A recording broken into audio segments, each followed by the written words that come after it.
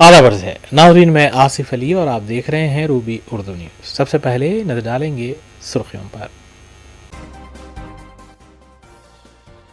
कृष्णा नदी पर मंजूरा मुश्तरका प्रोजेक्ट्स में रुकावट न पैदा की जाए, वज़ीर आला तेलंगाना की आंध्र प्रदेश के वज़ीर आला से अपील।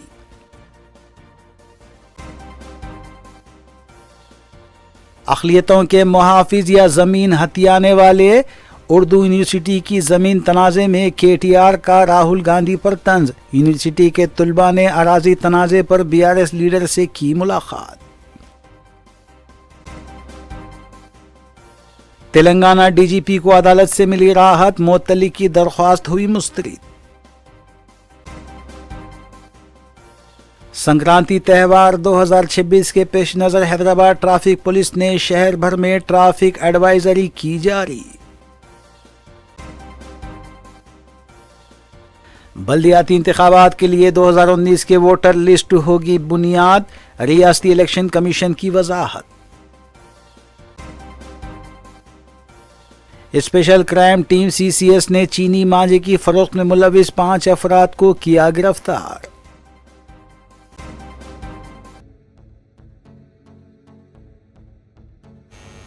रूबी न्यूज़ की दीगर अहम खबरों पर एक तफसीली नजर डालेंगे। रियासती वज़ीर आला रेवंत रेड्डी ने आंध्र प्रदेश के वज़ीर आला चंद्रबाबू नायडू से अपील की है कि कृष्णा नदी पर जो मुश्तरका प्रोजेक्ट्स मंजूर हुए हैं उसमें रुकावट पैदा ना की जाए। वज़ीर आला रेवंत रेड्डी आज रंगारेड्डी ज़िले महेश्वरम मंडल के रोयाला सिटी में सोजेन मेडिकेयर मैन्युफैक्चरिंग यूनिट की इफ्तिताही तकरीब से खिताब कर रहे थे। वज़ीर आला ने कहा कि रुकावटों की वजह से मरकज़ी हुकूमत के फाइनेंस नहीं मिल पा रहे हैं, रियासत पर भी माली बोझ पड़ रहा है। हम किसी भी तरह का तनाज़ा नहीं चाहते बल्कि उसका हल चाहते हैं। हम तेलंगाना की आवाम के मफादात के बारे में सोचते हैं, हमें सियासी मफादात से दिलचस्पी नहीं है। हमें किसानों के मफादात पर भी तवज्जो देनी चाहिए। दोनों रियासतों को इस मसले पर मिलकर काम करना चाहिए। మా పాలమూరు రంగారెడ్డి ఎత్తిపోతలు కావచ్చు, మా కల్వకుర్తి లిఫ్ట్ ఇరిగేషన్ కావచ్చు, మా డిండి ప్రాజెక్టు కావచ్చు, మా SLBC భీమా నెట్టంపాడు ప్రాజెక్టులు కావచ్చు, ఉమ్మడి రాష్ట్రంలోనే మంజూరైన ప్రాజెక్టులు, వీటి అనుమతులకు మీరు అడ్డంకి పెట్టకండి, వీటి అనుమతులకు మాకు సహకరించండి। ఉమ్మడి రాష్ట్రంలో ఉన్నప్పుడే మంజూరైన ఈ ప్రాజెక్టులకు ఆంధ్రప్రదేశ్ రాష్ట్రం నుంచి అభ్యంతరాలు రావడం వల్ల ఎన్విరాన్మెంట్ క్లియరెన్సులు కానీ CWC క్లియరెన్సులు తెచ్చుకోవడంతో మాకు సమస్యగా మారింది। ఇవి రాకపోవడం వల్ల మాకు రావాల్సిన బ్యాంకుల నుంచి రుణాలు కానీ కేంద్ర ప్రభుత్వం అందించాల్సిన సహాయం కానీ యాక్సిలరేటెడ్ ఇరిగేషన్ బెనిఫిషియరీ ప్రోగ్రాంలో కేంద్ర ప్రభుత్వం 60% నిధులు ఇవ్వడానికి అవకాశం ఉన్న ప్రాజెక్టులు మాకు రావడం లేదు। దాంతోనే మాకు తీరని ఆర్థిక భారం మా రాష్ట్రం మీద పడుతుంది।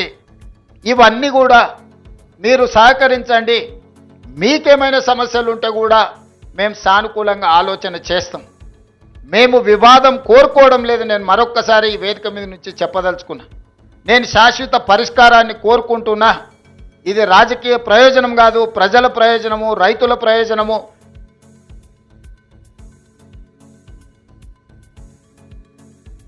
हैदराबाद गच्चीबौली में वाक़ मौलाना आज़ाद उर्दू यूनिवर्सिटी की अराज़ी को हुकूमत की जानिब से मुबैना तौर पर तहवील में लिए जाने की ख़यास आरइयों के दौरान यूनिवर्सिटी के तुलबा ने आज सुबह BRS पार्टी के कारगुजार सदर KT रामाराव से बंजर हिल्स में वाक़ उनकी क़यामगाह पहुँचकर मुलाकात की। तुलबा ने रियासती हुकूमत की तरफ से यूनिवर्सिटी की अराज़ी के एक बड़े हिस्से को तहवील में लेने के मंसूबे से KTR को वाकिफ़ करवाया। बाद मीडिया से बात करते हुए KT रामाराव ने राहुल गांधी से सवाल किया कि क्या ये आपकी मोहब्बत की दुकान है कि मौलाना आज़ाद यूनिवर्सिटी की 53 एकड़ अराज़ी को हड़पने की कोशिश की जा रही है। सीरियल किलर्स की तरह कांग्रेस हुकूमत भी सीरियल स्नेचर बन चुकी है। माजी में प्रोफेसर जयशंकर यूनिवर्सिटी की 100 एकड़ अराज़ी को हड़प लिया गया। हैदराबाद सेंट्रल यूनिवर्सिटी 400 एकड़ अराजी को हथियाने की कोशिश की गई और उसमें 10,000 करोड़ का घोटाला हुआ। अगर मरकजी हुकूमत HCU की अराजी मामले पर कांग्रेस हुकूमत के खिलाफ कार्रवाई करती तो आज कांग्रेस हुकूमत उर्दू यूनिवर्सिटी की ज़मीन पर कब्जा नहीं करती।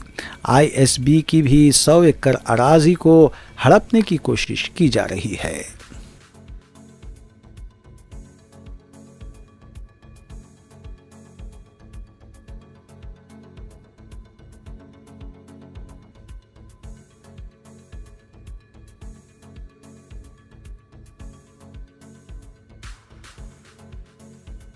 छीनना यही है आपकी मोहब्बत की दुकान। राहुल जी, आप बताइए, सवाल का जवाब दीजिए। आज बच्चे रोड पे आके आंदोलन कर रहे हैं, वहां पे क्या नौबत थी? वो आते हैं यहाँ पे, पूरे हिंदुस्तान में 28 जो रियासत है वहां से आके यहाँ पढ़ाई करते हैं, उनकी फ्यूचर के लिए कुछ अच्छा मेहनत कर रहे हैं। वो आज उनको मजबूरन आपकी हुकूमत की तरफ से जो मजबूरी यहाँ पे खड़ा किया गया, उसके जवाब में बच्चे आज बाहर आके उनको आंदोलन करना पड़ रहा है। मैं डिमांड करूंगा राहुल गांधी से, अगर आप लीडर ऑफ ऑपोजिशन सही में हो तो आप हुकूमत को, मरकजी हुकूमत जो है, जो यूनियन गवर्नमेंट है, उनको सवाल करिए। उनको बोलिए एक सेंट्रल यूनिवर्सिटी है, एक्सपैंड करना चाहती है, उनका इंफ्रास्ट्रक्चर में एडिशन करिए। वहां के अगर सहूलत और इंप्रूव करना है, वहां की इंफ्रास्ट्रक्चर और इंप्रूव करना, तो जरूर करिए, आवाज उठाइए। वो नहीं करते हो और यहां पे आके कहते हो कि अनयूज्ड लैंड है इसलिए वापस लेंगे। ये लैंड अनयूज नहीं है, ये लैंड है फ्यूचर एक्सपेंशन के लिए यूनिवर्सिटी की। आज पूरे हिंदुस्तान में एक लौती यूनिवर्सिटी है उर्दू स्टडीज के लिए, सेंट्रल यूनिवर्सिटी, यहाँ की मनु। और इसको आज यहाँ की जो यूनिवर्सिटी की प्रेस्टीज है और यहाँ की जो यूनिवर्सिटी की जो रेपुटेशन है, इसको खराब करने के लिए, इसको बदनाम करने के लिए आपकी गवर्नमेंट जो साजिश रच रही है, इसको कतई हम नहीं होने देंगे। BRS की तरफ से हम आपको वादा करते हैं, इन बच्चों को, यूनिवर्सिटी के जो बच्चे आज हमारे पास आए, వీళ్ళందరికీ की మేము ఇస్తున్న మాట।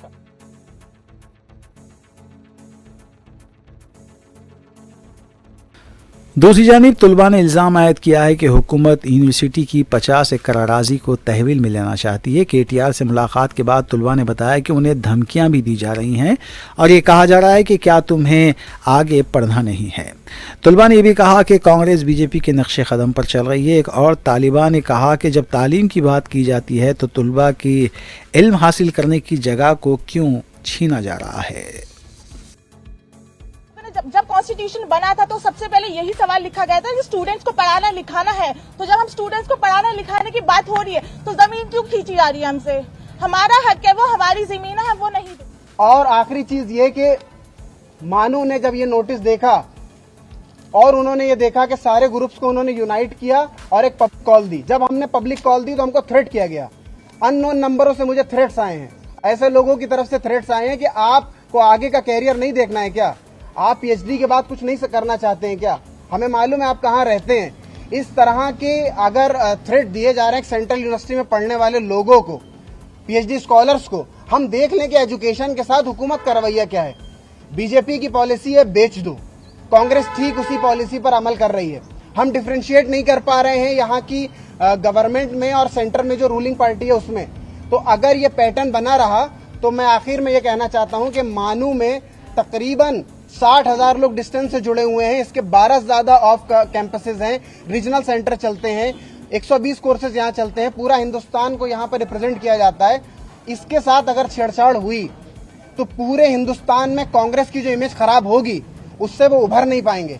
दूसरी चीज, उर्दू की दुहाई देने वाले, मोहब्बत की दुकान खोलने वाले, अल्पसंख्यकों के रक्षक बताने वाले, खुद को हाथ में संविधान लेकर के न्याय यात्रा निकालने वाले और यहाँ के लोगों से जॉब का वादा करने वाले लोग आज के हथिया रहे हैं एजुकेशनल इंस्टीट्यूशन को और उनके पास कोई वजह नहीं बची है।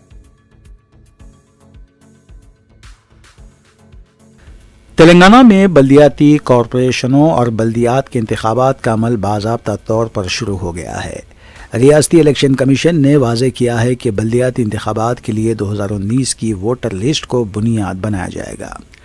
चारशंबे के रोज़ रियासती इलेक्शन कमीशन ने बल्दियाती इंतखाबात के इंतजामात के सिलसिले में एक अहम इजलास मुनक़िद किया, जिसमें म्यूनसिपल महकमे के सीनियर ओहदेदारों के अलावा मुख्तलिफ महकमों के नुमाइंदों ने शिरकत की।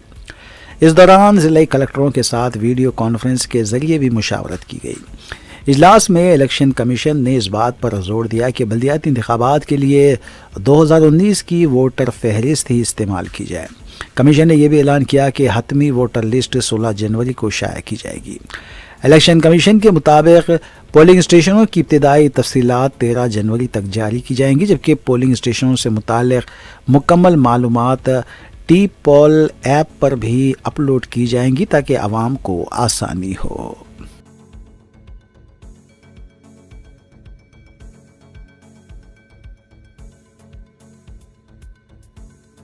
तेलंगाना सेक्रेटरीट में माह रमज़ान और ईद उल फितर की तैयारियों के सिलसिले में एक अहम जायज़ा इजलास मुनक़्क़िद हुआ, जिसकी सदारत वज़ीर अक़लियती बहबूद मोहम्मद अज़हरुद्दीन ने की। इजलास में रमज़ान मुबारक के दौरान आवाम को बेहतर सहूलियात फराहम करने के इंतज़ामात का तफसीली जायज़ा लिया गया। इस मौके पर होटलों को सहरी तक देर रात खुला रखने की इजाज़त, सफाई व हिफ़्ज़ान सेहत, पीने के पानी की फरहमी, नक्कासी, आब, सिक्योरिटी इंतज़ामात बिला तातुल, बरक़ी सरबराही और दीगर बुनियादी सहूलियात पर तबादला ख्याल किया गया ताकि इबादत गुज़ारों को पुरअमन और सहल माहौल मैसर आ सके। इजलास में हुकूमत के मुशीर मोहम्मद अली शब्बीर, महकमे अक़लियती बहबूद के सेक्रेटरी बी शफ़ीउल्लाह, हल्क़े चारमीनार के रुकन असम्बली मीर ज़ुल्फ़िकार अली, वक्फ़ बोर्ड के चेयरमैन अज़मतुल्लाह हुसैनी समेत मुख्तलिफ़ महकमों के सीनियर ओहदेदारान ने शिरकत की।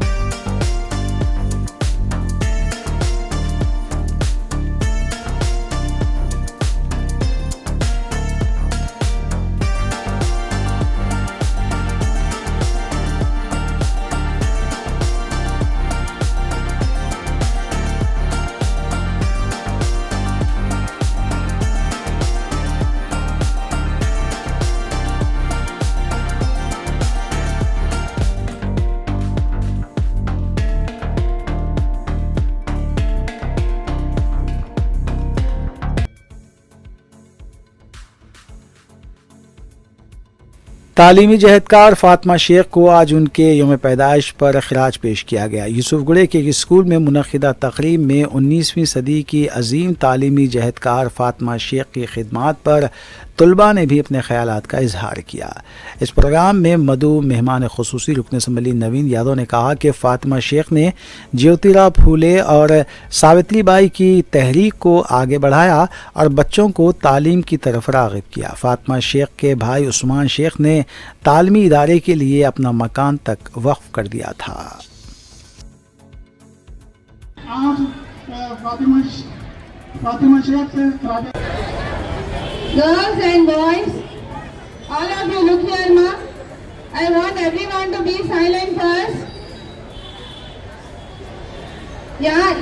आज का दिन हमको ये पैगाम क्या संदेश देता है कि हमको महिलाओं का आदर करना चाहिए, उनकी पढ़ाई के लिए हमें प्रयास करना चाहिए। सिर्फ पढ़ाई नहीं, आज महिला हर क्षेत्र में ऊंचाई की ओर बढ़ रही है। आज Yousufguda check post government school में मैडम फातिमा शेख जो फर्स्ट टीचर थे, माइनॉरिटी के टीचर थे उस ज़माने का, उनका याद करते हुए आज उनका बर्थडे सेलिब्रेशंस कर रहे हैं इस गवर्नमेंट स्कूल में। तो ज्योतिराव फुले साहब और महात्मा ज्योतिराव फुले साहब और सावित्रीबाई फुले मैडम जो उस ज़माने में बच्चों के पढ़ाई के लिए जो फ़ैसला लिए थे, जो एजुकेशन इज़ फॉर एवरीबडी, जो पढ़ाई हर एक का हक है बोल के जो मूवमेंट लाए थे लोग उस ज़माने में, थोड़े लोग ही उस ज़माने में पढ़ते थे, पढ़ने का हक भी थोड़े लोग को करे थे, मगर अपने बच्चे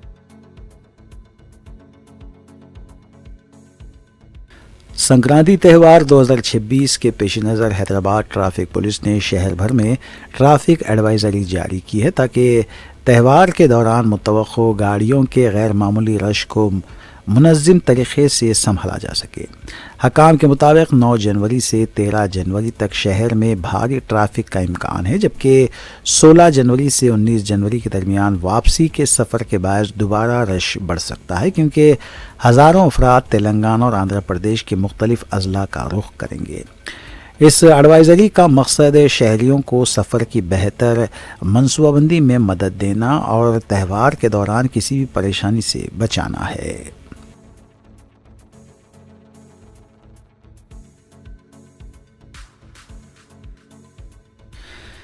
बीआरएस पार्टी के सीनियर लीडर और साबिक वज़ीर हरीश राव ने वज़ीर आला रेवंत रेड्डी को चैलेंज किया है कि अगर हिम्मत है तो बगैर किसी सिक्योरिटी अशोकनगर सेंट्रल लाइब्रेरी जाकर दिखाएं। मीडिया से बात करते हुए हरीश राव ने कहा कि वज़ीर आला आज थिएटर के इफ्तिताह के लिए जा रहे हैं, उन्हें अशोकनगर से गुजरना है। अगर हिम्मत है तो अशोकनगर में रुकें और बेरोज़गार नौजवानों से बात करें। रेवंत रेड्डी की हुकूमत ने इंतखाबात के दौरान 1 साल में 2 लाख नौकरियां देने का वादा किया था, लेकिन आज वो नौजवानों को मुंह दिखाने के काबिल नहीं है। वज़ीर आला के पास सैकड़ों पुलिस और सिक्योरिटी अमले के साथ फिल्म थिएटर जाने के लिए वक्त है, लेकिन बेरोज़गारों से मिलने का वक्त नहीं है। जॉब कैलेंडर को बेरोज़गारी का कैलेंडर बना दिया गया। इलेक्शन के दौरान बेरोज़गार नौजवानों को कुछ यकीन था, लेकिन अब उन्हें महसूस हो रहा है कि हुकूमत ने उनके साथ धोखा किया है। ఇవాళ రేవంత్ రెడ్డి గారు ఒక సినిమా థియేటర్ ఓపెనింగ్ పోతున్నారు. పోనీ మంచిదే, సినిమా టాకీస్ ఎవరు అశోక్ నగర్ లో పిలిచిండ్రట, ఇబ్బంది కత్తిరించినందుకు అశోక్ నగర్ పోతుంది cinema talkies inauguration. Revanth Reddy పోతున్నావు అశోక్ నగర్ కానీ మరి ఎలక్షన్ల ముందు అదే అశోక్ నగర్ లో సెంట్రల్ లైబ్రరీకి పోయినావు, యాదుకుందా? నువ్వు రాహుల్ గాంధీ కలిసి అశోక్ నగర్ లో ఆ సినిమా టాకీస్ పక్కకే సెంట్రల్ లైబ్రరీ ఉంటుంది. అక్కడ మెట్ల మీద కూర్చొని బిడ్డ మాకు గవర్నమెంట్ వచ్చేటట్టు చేయి, మా గవర్నమెంట్ వస్తే కాంగ్రెస్ ప్రభుత్వం రాగానే 2 లక్షల ఉద్యోగాలు ఒకటే ఏడాది ఇస్తా అని మాట ఇచ్చేచ్చినావు. మరొక్కసారి పోయిరారా అందాక సినిమా టాకీస్ రిబ్బన్ కత్తిరించినాక ఒక్కసారి అశోక్ నగర్ సెంట్రల్ లైబ్రరీకి పోయిరారాదు? పోయి ఏం చేసినావో వాళ్ళకి ఇచ్చిన మాట ఏందో ఒక్కసారి మాట్లాడు. నిన్న దిల్సుఖ్ నగర్ లో పిల్లలంతా రోడ్ల మీదకి వచ్చి ధర్నా చేసాం. ఎన్నికల ముందు కాంగ్రెస్ వాళ్ళేమో 2 లక్షల ఉద్యోగాలు ఏడాది ఇస్తాం, గవర్నమెంట్ ఉద్యోగాలు ఇస్తామన్నారు. నిన్న అసెంబ్లీలో మంత్రి శ్రీధర్ బాబు గారు చెప్తున్నారు, గవర్నమెంట్ ఉద్యోగాలు ఏడుంటాయి బై, ప్రైవేట్ లో నౌకరీ చేసుకోపోయి అందరి గవర్నమెంట్ ఉద్యోగాలు ఇచ్చి సాధ్యమవుతుందా? ఇది కాదు అని చేతులు ఎత్తేసి బట్టి విక్రమార్క గారేమో జాబ్ క్యాలెండర్ పెట్టి జాబ్లెస్ క్యాలెండర్ చేసేసిండు దాన్ని. మరి ఇప్పుడు అశోక్ నగర్ కు రేవంత్ రెడ్డి గారు సినిమా టాకీస్ ఇనాగ్రేషన్ పోతే 1000 మంది పోలీసు వాళ్ళని పెట్టిరట. ఏదైనా సందులకెళ్ళి పొలాలు అత్తారేమో అడుగుతారేమో అని 1000 మంది పోలీసు వాళ్ళని పెట్టుకుని సినిమా టాకీస్ ఇనాగ్రేషన్ పోతుండే. ఇప్పుడు నిన్న మొన్న దిల్సుఖ్ నగర్ లో పిల్లలు పాపం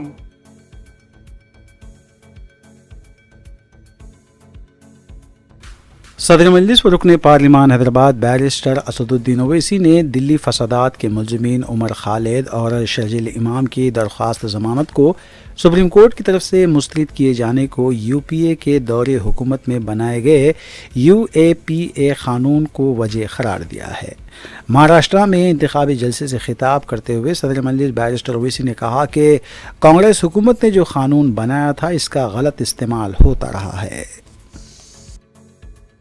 तो सुप्रीम कोर्ट ने इसी बुनियाद पर बाय अनदर मीन्स को इस्तेमाल करके जिसको कांग्रेस पार्टी ने कानून बनाया था, जिसको असदुद्दीन ओवैसी ने पहले कहा था कि इसका गलत इस्तेमाल होगा, आज आप देखते हैं कि 2 नौजवान लड़के 5.5 साल से जेल में हैं और बेल नहीं होती है। और बेल क्यों नहीं होती? क्योंकि कानून को बनाने वाले कांग्रेस पार्टी के लोग थे।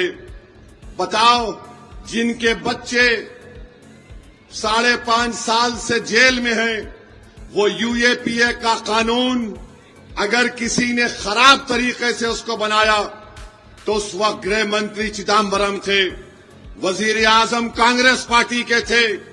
क्या कोई कांग्रेस पार्टी का नेता आजादी के बाद से कभी 1 साल, 2 साल, 5.5 साल जेल में रहा?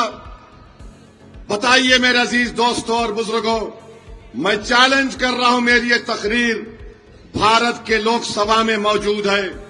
मैंने ये भी कहा था, इस अपनी भाषण में मैंने कहा था कि अगर क्लास 43D आप पढ़ेंगे तो 180 दिन का डिटेंशन की बात मैंने कही थी। मैं अंग्रेजी में पढ़ के सुना रहा हूं कि मैंने पार्लियामेंट लोकसभा में कहा था, with all the confidence I can say that in 100%।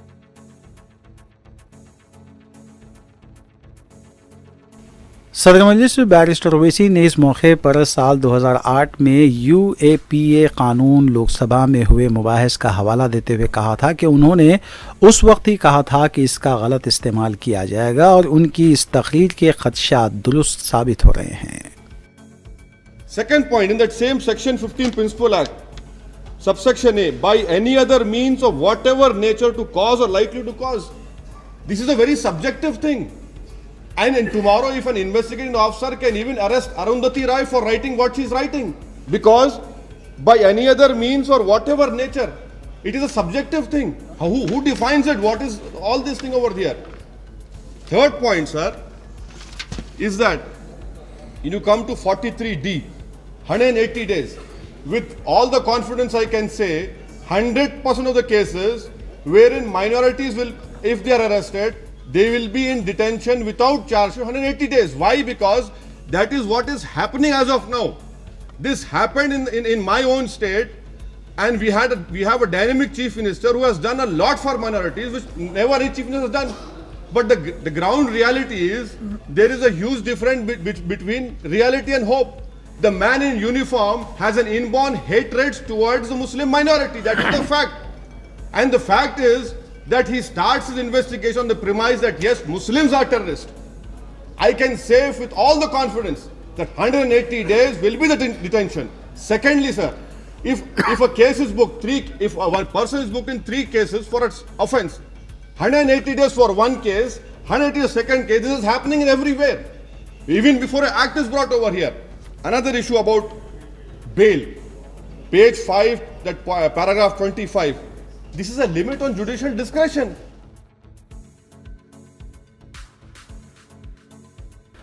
दूसरी जानिब कायद मजलिस अकबरुद्दीन ओवैसी ने महाराष्ट्र के मुंबई में बल्दी इंतखाबात की मुहिम के तहत जुमेरात को पुरहुजूम रैली से खिताब किया। अकबर ओवैसी ने कहा कि मोदी हुकूमत से जब महंगाई के बारे में सवाल पूछा जाता है तो CAA की बात की जाती है, जब डॉलर के मुकाबले रुपए की गिरावट पर बात की जाती है तो NRC की बात की जाती है, और जब मोदी हुकूमत से नौकरियों मकानात की फरहमी बैतुल खला बनाने का मुतालबा किया जाता है तो SIR की बात की जाती है। अकबरुद्दीन ओवैसी ने कहा कि मोदी हुकूमत ने इस मुल्क को नफरत के सिवा कुछ नहीं दिया। यही है पैटर्न इनका। और क्या है बताइए? SIR, एक BLO आकर शहरियत का सर्टिफिकेट देगा। उत्तर प्रदेश में करीब 3 करोड़ नाम निकाल दिए।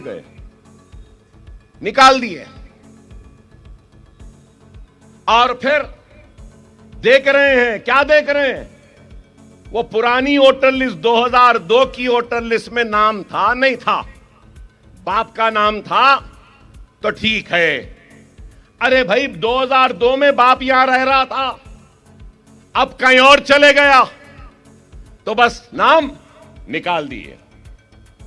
उस वक्त बच्चा 2 साल का था, आज 25 साल का हो गया। नहीं, सर्टिफिकेट लाओ। सर्टिफिकेट लाने को गए तो सर्टिफिकेट नहीं दे रहे हैं। अरे आप बताओ क्या बोले? बांग्लादेशी आ गए, फुला आ गए, ये आ गए। क्या बिहार में कोई बांग्लादेशी मिला? बता दो मुझे, एक भी मिला तो। सिर्फ नफरत। क्या है? ऐसा तवज्जो हटा दो कि महंगाई को भूल जाए हिंदुस्तान की आवाम, बेरोजगारी को भूल जाए हिंदुस्तान की आवाम, सब भूल जाए, बस उलझ के रह जाए। आप बताइए। और एक बात कहूंगा,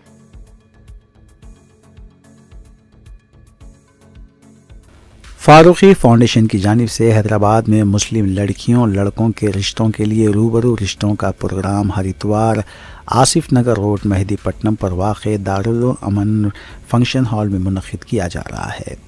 फारूकी फाउंडेशन के सरबराह ज़फ़र फारूकी ने बताया कि फ़ाउंडेशन बग़ैर किसी मुनाफे या नुकसान के मियारी लड़कियों लड़कों के रिश्ते फराहम कर रहा है।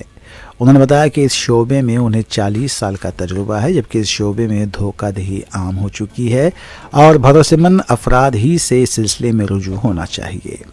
मज़ीद तफसीलात के लिए मोबाइल नंबर 9247774712 पर रब्ता किया जा सकता है। फारूकी फाउंडेशन के ज़ेर एहतमाम हर इतवार सुबह 10-4 बजे दारुल अमन फंक्शन हॉल मेहदीपट्टनम में लड़के और लड़कियों का आमने सामने प्रोग्राम मुनक़िद किया जाता है। यहाँ पर ढेर सारे लड़के और ढेर सारे लड़कियों के रिश्ते हैं। इसके साथ साथ यहाँ पर दूसरी सेकंड मैरिज के लिए भी मर्द व ख़वातीन के बेशुमार रिश्ते मौजूद हैं। अवामुन्नास ख़ासकर शहर हैदराबाद के शहरियों से मैं दरख्वास्त करता हूँ कि अपने होनहार बच्चों के और बच्चियों के रिश्तों के लिए यहाँ पर रजिस्ट्रेशन करवाएँ और बेहतर से बेहतर रिश्तों का इंतखाब करें। और इसकी एक बुनियादी सहूलत यह है कि ये मेहदीपट्टनम में होने की वजह से यहाँ पर अतराफ की और अकनाफ के अच्छे मोतबर और पढ़े लिखे रिश्ते यहाँ पर मौजूद है, जिसकी वजह से आपके बाद की ज़िंदगियाँ पुरसुकून हो सकती हैं। एक अहम बात जो है वो ये है, लड़के और लड़कियों के इंतखाब में आप इस बात को महसूस रखिए कि दीनदारी भी हो और शराफत भी हो। ये दो तरह की बातों को फारूकी फाउंडेशन यहाँ पर अपने रिश्तों में इस बात को महसूस रखता है। तो मैं आवाम से दरख्वास्त करता हूँ कि ज़्यादा से ज़्यादा वालिदैन अपने बच्चों के रिश्तों के लिए यहाँ पर रजिस्ट्रेट कराएं और इसके साथ साथ अपने बच्चों के बेहतर मुस्तकबिल के लिए रिश्तों का इंतखाब करें। बेहद शुक्रिया। अस्सलाम वालेकुम।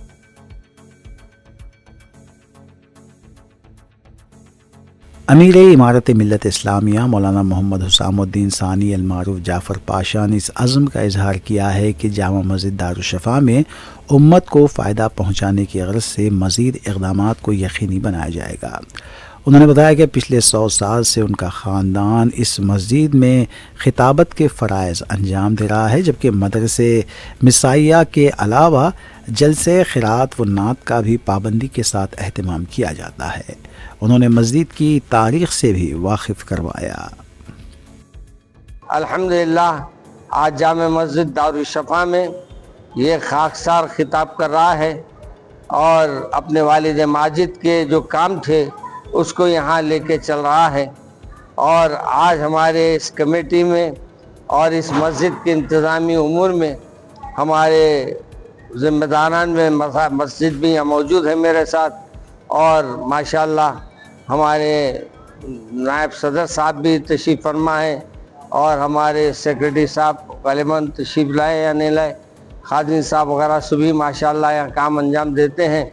तो आज तकरीबन 100 साल के ऊपर हो गया है कि यहाँ अल्लाह के फजल व करम से 5 नमाज़ें होती है, खिरत और यानी मुसाबिक़े होते हैं कुरान पाक के और खिरात के जलसे वगैरह होते हैं।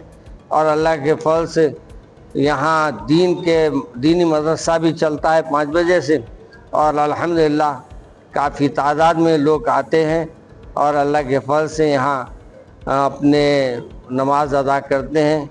और अल्लाह का शुक्र है कि आज भी मस्जिद आबाद है, और अल्लाह का फ़ضल ये है कि ये मस्जिद की सबसे बड़ी खूबी ये है कि इसको नाम ही जो रखा गया है वो शफ़ा खाने से है, यानी दारुशफ़ा, यानी जहाँ से शिफा होने वाली है। तो अल्लाह के फज़ल से ये घर अल्लाह का घर है और यहाँ से लोग शिफायाब होके जाएंगे इंशाअल्लाह। 100 के करीब एक वक्त में नमाज अदा कर सकते हैं। और फिर अक्सर उमूमन शादियाँ भी होती हैं यहाँ, और यहाँ शादियों के लिए भी इंशाअल्लाह करीब में उसका भी यहाँ इंतज़ाम करने का हमारा इरादा है। तो इंशाअल्लाह लोगों के लिए सहूलतें फराहम करना हमारा मकसद है।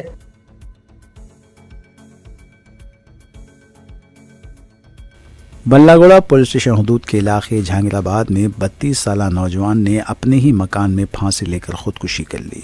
पुलिस के मुताबिक शेख मोहम्मद ने अपने घर में इंतहाई इक़दाम किया।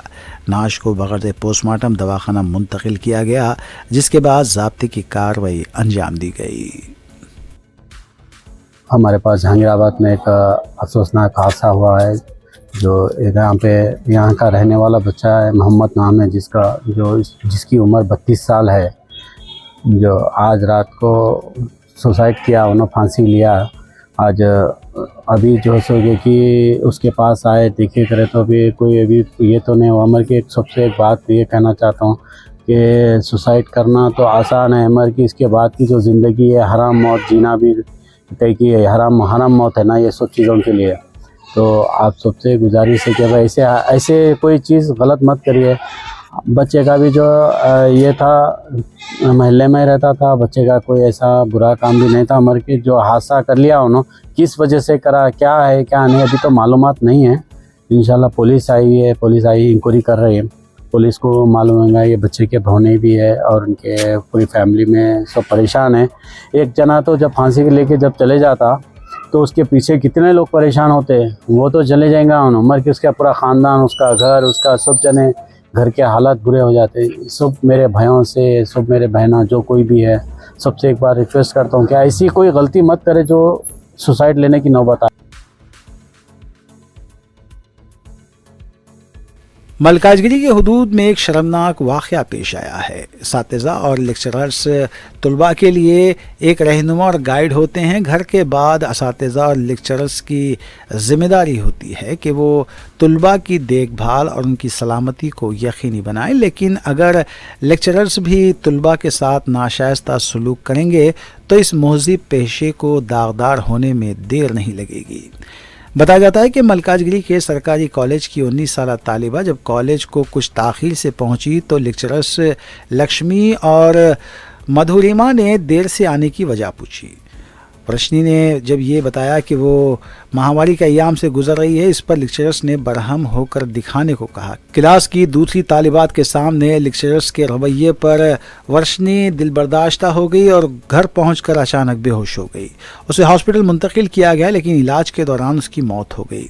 गहरा सदमा रोशनी की मौत की मुबैना वजह बताई गई है। इस वाक़े को लेकर कॉलेज में तलबा की तरफ से ज़बरदस्त एहतजाज किया गया और लेक्चरर्स के खिलाफ कार्रवाई का मुतालबा किया गया।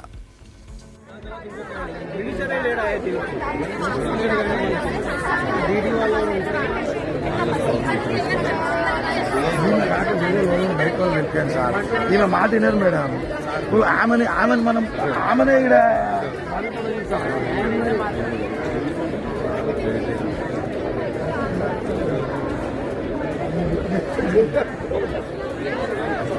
కుటుంబానికి న్యాయం చేసే పని చేశారు.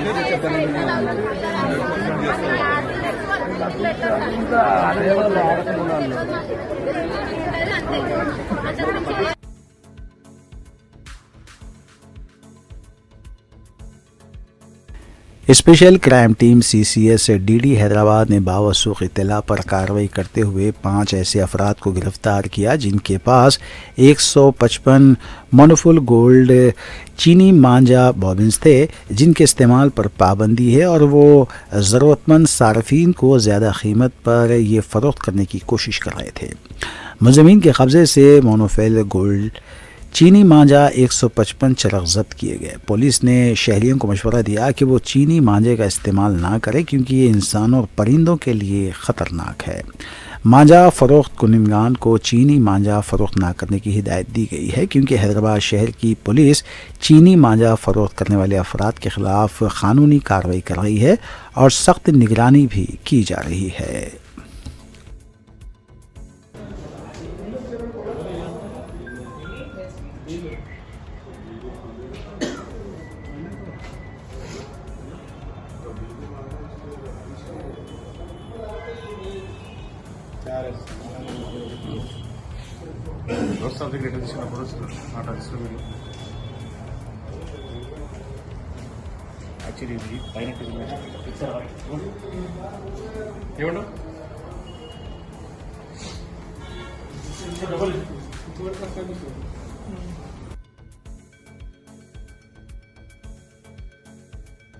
मलकाजगिरी पुलिस ने गुम और लापता हुए मोबाइल फ़ोन का पता चलाते हुए उसे हकीकी मालिकान के हवाले किया है। बताया गया है कि 6 माह के दौरान तकरीबन 1049 मोबाइल फ़ोन्स का पता चलाया गया। इन मोबाइल फ़ोन्स की मालियत 2 करोड़ 80 लाख रुपए बताई गई है। गुम हुए मोबाइल से पाने वाले अफराद ने पुलिस से इजहार तशक्कुर किया।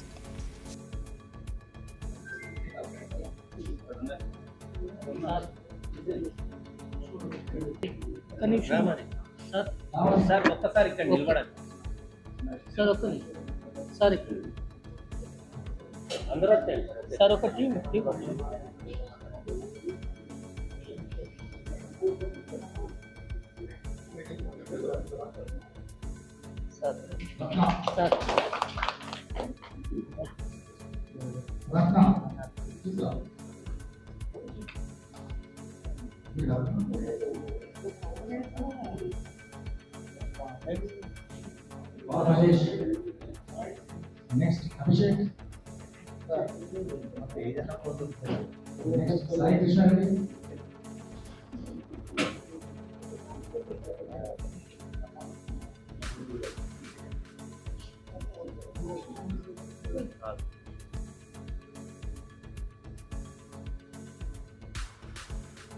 आंध्र प्रदेश बापटला जिले के नगरम मंडल में एक आरटीसी बस बेकाबू होकर तालाब में उतर गई।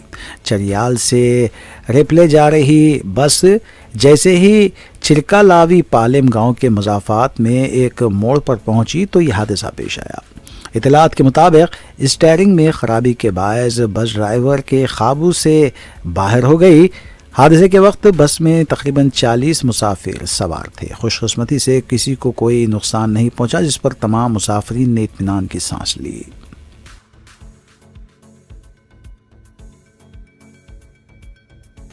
आखिर में देखते हैं सुर्खियां एक बार फिर।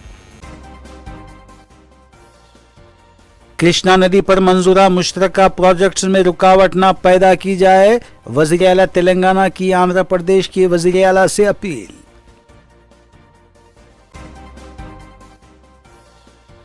अक़लियतों के मुहाफिज या ज़मीन हथियाने वाले, उर्दू यूनिवर्सिटी की ज़मीन तनाज़े में KTR का राहुल गांधी पर तंज। यूनिवर्सिटी के तुलबा ने अराजी तनाज़े पर BRS लीडर से की मुलाकात।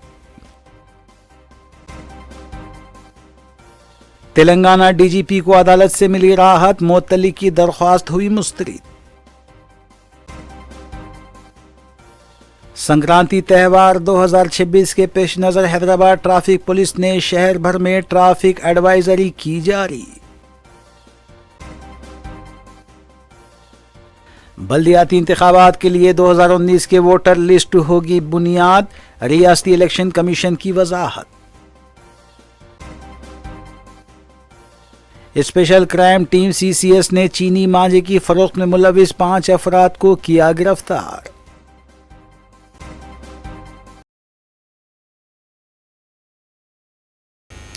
इसी के साथ रूबी न्यूज़ यहीं अख्ताम पज़ीर होती हैं। रियासती, कौमी और बैनुल-अक़वामी खबरों के लिए देखते रहिए रूबी न्यूज़।